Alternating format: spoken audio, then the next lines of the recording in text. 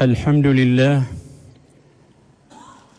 لله العلي القدير الجواد الكريم المستحق لكل حمد وثناء وتعظيم، ونشهد أنه الله الذي لا إله إلا هو وحده لا شريك له، شهادة تهدي المؤمن بها إلى كل خير وصلاح، وتعصمه من الوقوع في كل شر وزلل.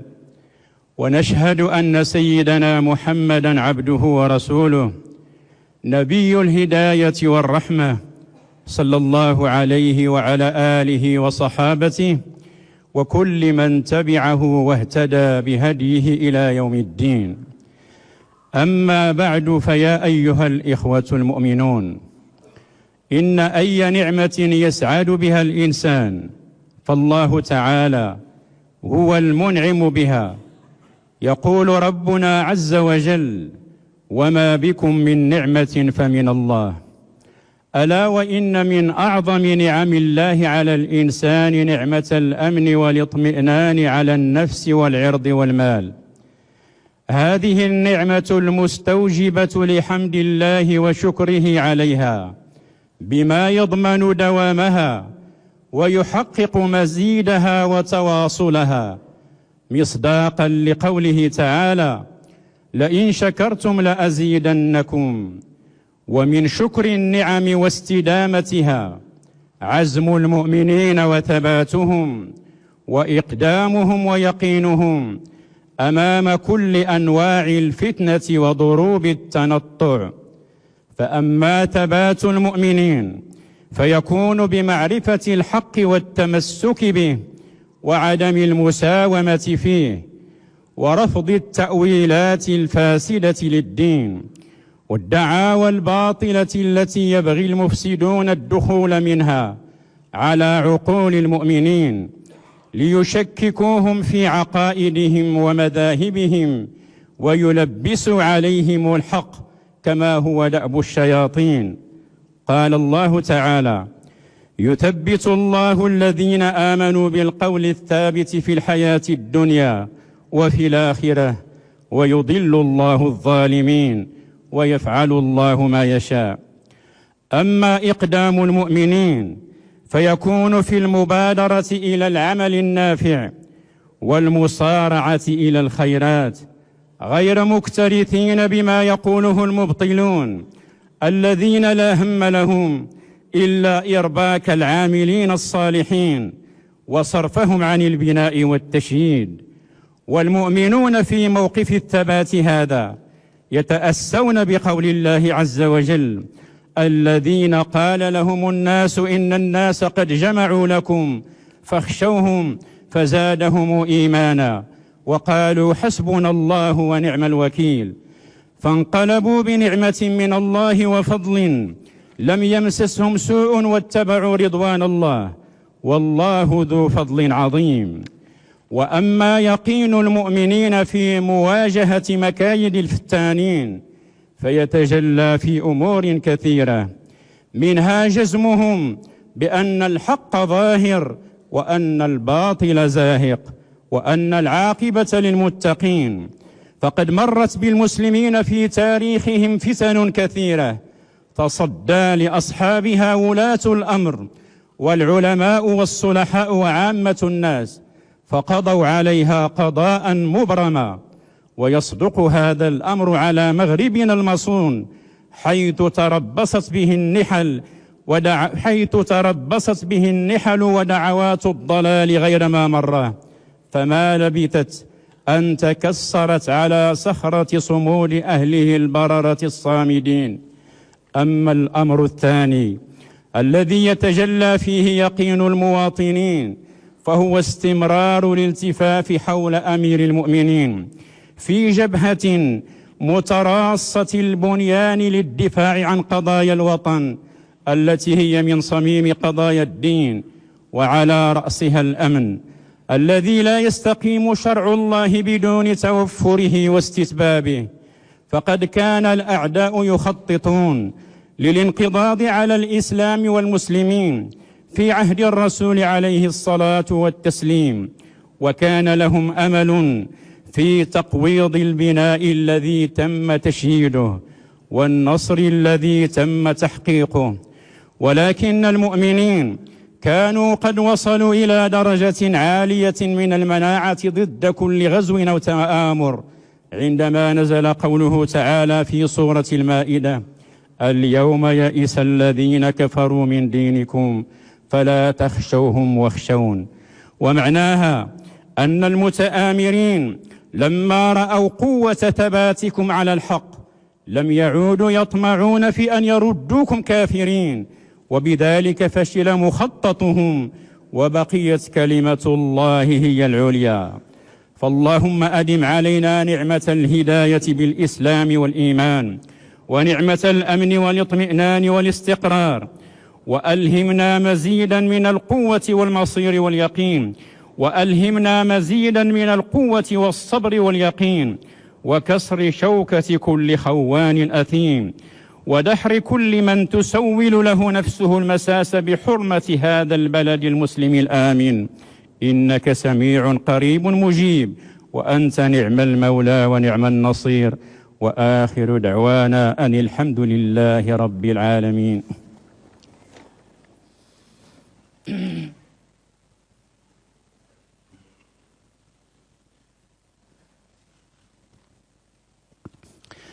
الحمد لله، الحمد لله ولي المؤمنين وناصر عباده الصالحين، يخرجهم من الظلمات إلى النور بإذنه ويهديهم إلى صراط مستقيم. والصلاة والسلام على النبي المصطفى الأمين سيدنا محمد وآله وصحبه أجمعين. أما بعد، فيا أيها الإخوة المسلمون، من فضل الله على هذه الأمة أن قيض لقيادتها سبط نبيه المصطفى صلى الله عليه وسلم أمير المؤمنين صاحب الجلالة الملك محمدا السادس أعز الله أمره، الذي تشهد له الأمة بالقيام ليل نهار على العبادة الكبرى، وهي حراسة البلاد وإسعاف العباد، وما نراه من الترحال للتفقد وإنشاء المرافق والاطلاع على أمور الدين والدنيا. فالمساجد تدعو لجلالته لأنه يبنيها ويرعاها، وأهل الصلاح من علماء الأمة وأئمتها وذاكريها يدعون له لأنه يحبهم ويحبونه، كما يدعو له سائر أفراد الأمة، ولا سيما المغاثون والملهوفون والمحتاجون. أيها المؤمنون، إن لأمير المؤمنين أيادي بيضاء على المغرب كله، وله على هذه الأقاليم الجنوبية أفضال لا تحصى، وحكمته في تدبير شؤونها مثال يحتذى. وإن المؤمنين الصادقين يرون ويشهدون أنه يبلغ رسالة جده المصطفى عليه أفضل الصلاة وأزكى السلام قولا وعملا، وله وعد ربه على ذلك التبليغ، حيث قال لجده عليه السلام: والله يعصمك من الناس. هذا ولنجعل مسك الختام صلاة وسلاما دائمين بدوام ملك الله على نبي الرحمة وهادي الأمة وكاشف الغمة سيدنا محمد بن عبد الله. فاللهم صل وسلم وبارك عليه وعلى آله وصحابته وأزواجه وذريته الطيبين الطاهرين، وارض اللهم عن ساداتنا أبي بكر وعمر وعثمان وعلي وعن التابعين لهم بإحسان إلى يوم الدين. وانصر اللهم أمير المؤمنين وحامي حمى الوطن والدين صاحب الجلالة الملك محمدا السادس نصرا عزيزا تعز به الوطن والإسلام والمسلمين، واحفظه في حله وترحاله، واكلأه بعينك التي لا تنام آناء الليل وأطراف النهار. اللهم أقر عين جلالته بولي عهده صاحب السمو الملكي الأمير الجليل مولاي الحسن، وأصلحه وأنبته نباتا حسنا، واشدد اللهم أزر جلالته بشقيقه صاحب السمو الملكي الأمير السعيد مولاي رشيد، واحفظه في كافة أسرته الملكية الشريفة، وأمطر شآبيب رحمتك وغفرانك ورضوانك على الملكين المجاهدين مولانا محمد الخامس ومولانا الحسن الثاني. الله وطيب اللهم تراهما وأسكنهما فسيح جناتك وبوئهما مقعد صدق عندك. اللهم أعز الإسلام والمسلمين ووفقهم لما فيه خيرهم وصلاحهم، وأبق بلدنا آمنا مطمئنا يا رب العالمين. ربنا آتنا في الدنيا حسنة وفي الآخرة حسنة وقنا عذاب النار. ربنا اغفر لنا وارحمنا وأنت خير الراحمين. سبحان ربك رب العزة عما يصفون وسلام على المرسلين والحمد لله رب العالمين.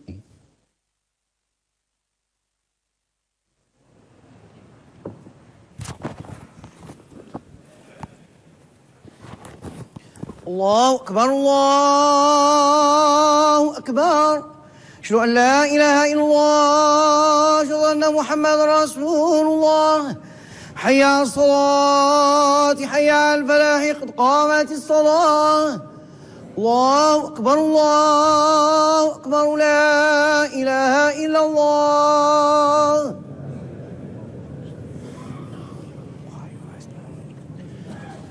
الله أكبر الله أكبر. الحمد لله رب العالمين الرحمن الرحيم ملك يوم الدين. إياك نعبد وإياك نستعين. اهدنا الصراط المستقيم، صراط الذين أنعمت عليهم غير المغضوب عليهم ولا الضالين.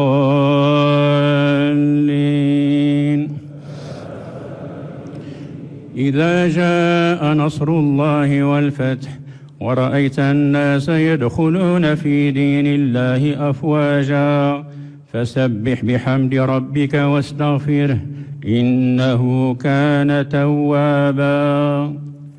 الله أكبر. الله أكبر.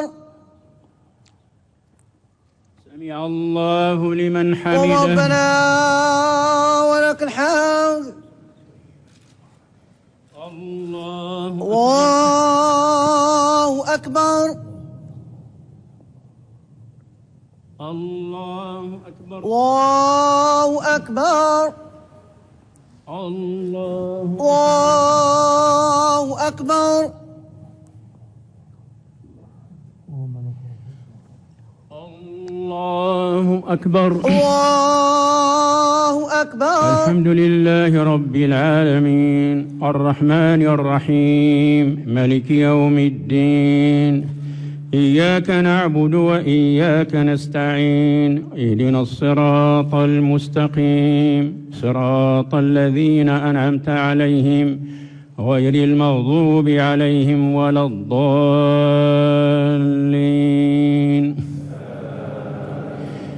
قل أعوذ برب الفلق من شر ما خلق ومن شر غاسق إذا وقب ومن شر النفاثات في العقد ومن شر حاسد إذا حسد. الله أكبر. سمع الله لمن حمده. اللهم ربنا ولك الحمد. الله أكبر. الله أكبر. الله أكبر. الله أكبر. الله أكبر. الله أكبر. الله أكبر.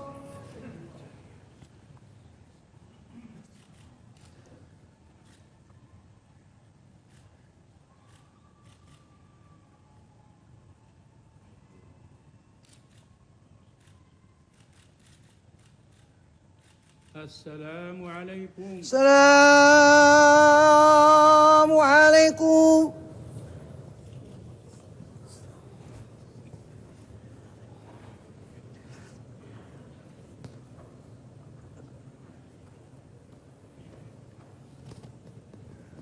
سبحان ربي العظيم وبحمده. اللهم صل وسلم وبارك على سيدنا محمد النبي الأمي وعلى آله عدد ما في علم الله العظيم الكريم وفضائله ورضا أصحابك يا سيدي يا رسول الله. اللهم آمين يا رب العالمين.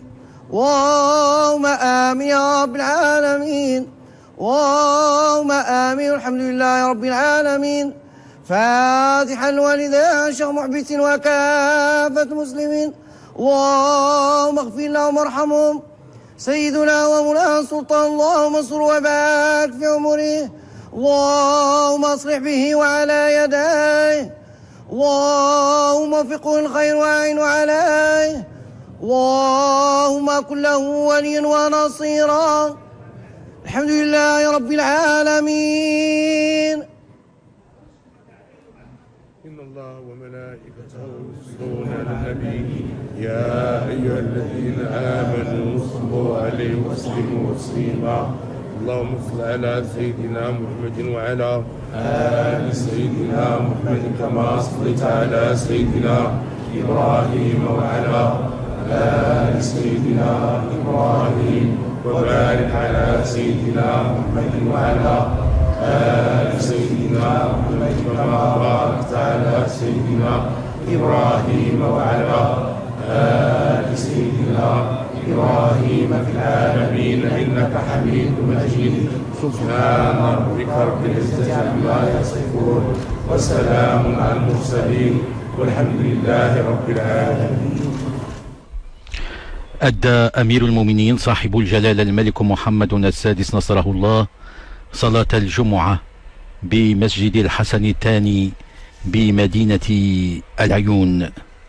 ومن فضل الله على هذه الأمة أن قيد لقيادتها سبط نبيه المصطفى صلى الله عليه وسلم أمير المؤمنين صاحب الجلالة الملك محمد السادس أعز الله أمره، الذي تشهد له الأمة بالقيام ليل نهار على العبادة الكبرى، وهي حراسة البلاد وإسعاف العباد، وما نراه من الترحال للتفقد وإنشاء المرافق والاطلاع على أمور الدين والدنيا. فالمساجد تدعو لجلالته لأنه يبنيها ويرعاها، وأهل الصلاح من علماء الأمة وأئمتها وذاكريها يدعون له لأنه يحبهم ويحبونه، كما يدعو له سائر أفراد الأمة، ولا سيما المغاثون والملهفون والمحتاجون. وكما أشار خطيب الجمعة فإن لأمير المؤمنين أيادي بيضاء على المغرب كله، وله على هذه الأقاليم الجنوبية أفضال لا تحصى، وحكمته في تدبير شؤونها مثال يحتذى. وإن المؤمنين الصادقين يرون ويشهدون أنه يبلغ رسالة جده المصطفى عليه أفضل الصلاة وأزكى السلام قولا وعملا. إلى هنا أودعكم سيداتي سادتي، وإلى اللقاء.